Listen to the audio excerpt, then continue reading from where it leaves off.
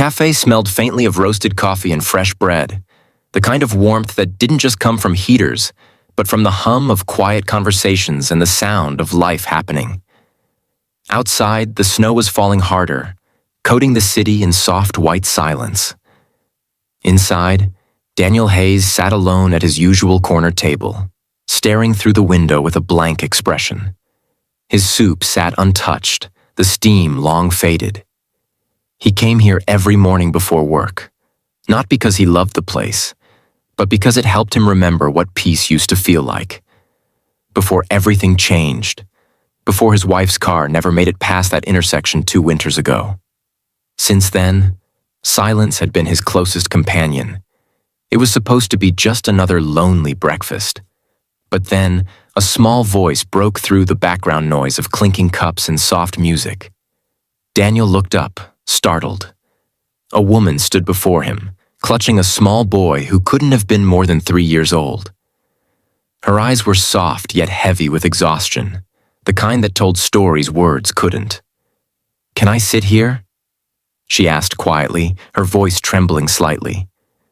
There were other empty tables, but this one was closest to the window, maybe the only spot where sunlight managed to touch. Daniel hesitated, confused by the sudden request. But before he could answer, the little boy shivered and tucked his face into his mother's coat. "If you sit," Daniel finally said, his voice low but gentle, "you have to eat too. If you believe in kindness, second chances, and the power of small acts that can change lives, please like, comment, share, and subscribe. It helps us spread more real, heart-touching stories just like this one." Her name was Grace Mitchell. She looked to be around 28, maybe younger, though the sleepless circles under her eyes made her seem older. Her son, Lucas, clung to her tightly as she slid into the chair opposite Daniel. She didn't order anything at first, only asked for a cup of warm water. Daniel noticed her coat, beige but worn thin, its edges frayed from too many winters. Lucas's blue jacket was zipped to his chin, but his mittens didn't match, one gray, one brown. It didn't take much to piece things together. Grace had been walking for hours that morning. She had lost her job 2 weeks ago, a small cleaning position at a local motel that barely paid enough to keep the lights on. Her landlord had given her until the end of the week to pay rent, but there was no money coming. She had tried the shelters, all full. Today she had come to the cafe to warm Lucas up, nothing more. The waitress had told her she couldn't stay without ordering, so she'd been about to leave when she noticed Daniel sitting alone. Something in his face, quiet, kind, maybe broken like her, gave her the courage to ask. Daniel pushed the plate of croissants toward her and motioned to the waitress for another bowl of soup. "You don't have to," Grace whispered, embarrassed. But Daniel shook his head. "No one should be hungry," he said simply. As Lucas ate, Daniel found himself watching them, realizing how long it had been since he'd heard a child's laugh up close. Lucas giggled as crumbs fell onto the table, and Grace smiled faintly, brushing them away. That small smile, tired, grateful, and fragile, stirred something in Daniel's heart he hadn't felt in years. For a fleeting moment, he wasn't the man who had lost everything. He was just someone sharing a meal with strangers who needed warmth more than he did. Grace thanked him again and again, her voice cracking slightly each time. She said she'd pay him back when she could, but Daniel only nodded. He didn't need repayment. What he wanted, though he didn't know it yet, was to feel human again. After they finished, she tried to stand, ready to leave. But Lucas yawned and leaned his head against her shoulder. Daniel noticed how pale she looked, and before she could take another step, he asked softly, "Do you have somewhere to go?" Her silence was answer enough. She didn't want pity, but she was too tired to lie. So she told him a little. Not everything, just enough for him to understand. Her husband had left when Lucas was 1, taking every dollar they had. Her parents were gone.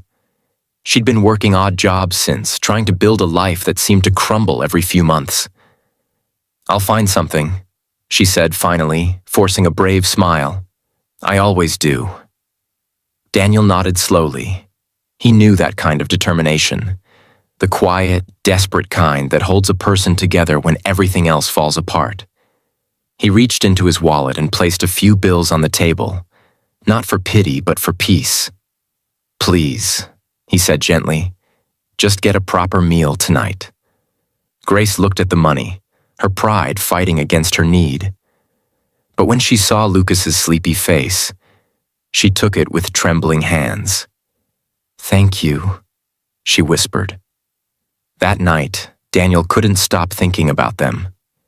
The way Grace had held her son close, the way she had looked at her food like it was both a blessing and a reminder of what she didn't have. He told himself not to get involved, that people come and go, that he'd done his part. But something inside him whispered that maybe this wasn't a coincidence. The next morning, he returned to the café, half hoping, half fearing she might come back. And she did. She looked cleaner today, her hair tied neatly, her scarf wrapped tight. Lucas ran to the window and pressed his small palms against the glass, laughing at the snow. You came back, Daniel said softly. Grace smiled. You left your scarf, she lied, placing it on the table. Daniel realized what she'd done, giving herself a reason to return without admitting she wanted to. He smiled back, grateful for the excuse. They shared breakfast again, and this time she told him about her dreams, how she once wanted to study nursing before life had other plans. Daniel listened quietly, offering small encouragements between sips of coffee. Over the next few weeks, the cafe became their unspoken meeting place. Grace found a part-time job at a daycare, and Daniel, who worked as an architect, helped her fill out forms for government assistance. Lucas started calling him Mr. Dan slowly. What began as kindness turned into something deeper. Not love at first sight, but love built from trust, from shared silence, from the comfort of knowing someone cared. One snowy morning, Daniel found Grace sitting alone by the window, tears in her eyes. The daycare had closed unexpectedly, and she didn't know how she would pay rent again. Lucas was with a neighbor, unaware that their home might disappear soon. Daniel sat down beside her, watching her try to hold it together. You helped me enough, she said through tears. You don't have to fix my life. I'm not trying to fix it, Daniel replied quietly. I just don't want you to fight alone. He offered her something she didn't expect, a temporary job as his housekeeper. His home had been empty for too long, and he needed help maintaining it. Grace hesitated but eventually agreed. What neither of them realized was that this arrangement would change everything. Working in Daniel's house, Grace brought life back into the rooms that had been silent for years. She cooked simple meals, kept things organized, and sometimes sang softly while Lucas played. Daniel, who had shut himself off since losing his wife, found warmth returning.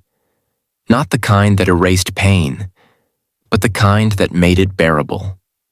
One evening, while she washed dishes and Lucas built towers with blocks, Daniel stood by the doorway, watching them. The golden light of the lamp softened everything. The sound of laughter, the smell of bread, the heartbeat of a home rediscovered. Grace, he said finally, his voice trembling. You and Lucas, you've brought something back I thought was gone forever.